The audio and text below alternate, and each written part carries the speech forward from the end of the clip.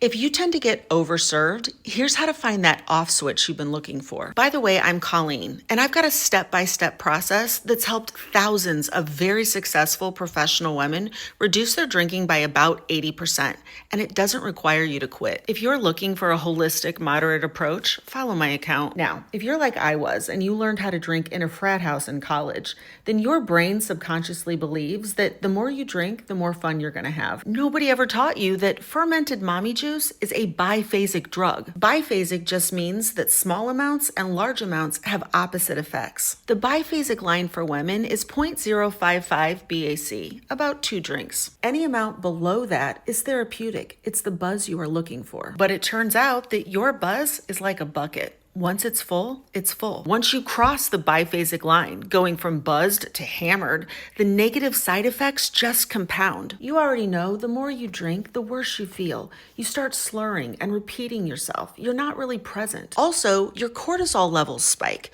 because drinking depresses your central nervous system, and your brain's job is to make sure that you don't get so relaxed that you forget to breathe. That's also why you wake up in the middle of the night filled with anxiety. Because once the buzz wears off, you're just jacked on cortisol. And you don't need willpower to break this cycle, any more than you need willpower to avoid hitting yourself in the head with a hammer. The truth will set you free. So I want you to memorize and internalize these 6 little words. A refill will ruin my buzz. So next time you're tempted to pour a third drink, when you're already buzzing from the first 2, just remember, a refill will ruin my buzz. No thanks, I'm switching to water. Refills ruin my buzz. And let's get one last thing straight. There is nothing wrong with your off switch. You actually do know when you've reached your limit. Overachievers are just in the habit of ignoring their limits because they're in such a damn hurry all the time. And that is what really needs to change. You have to start paying more attention to yourself. Now, some people can watch a video like this and it just clicks. But for those of us that have been over drinking for decades, it's not always that easy. So if you already know that you're gonna need coaching and accountability to become the version of you who actually prefers drinking in moderation,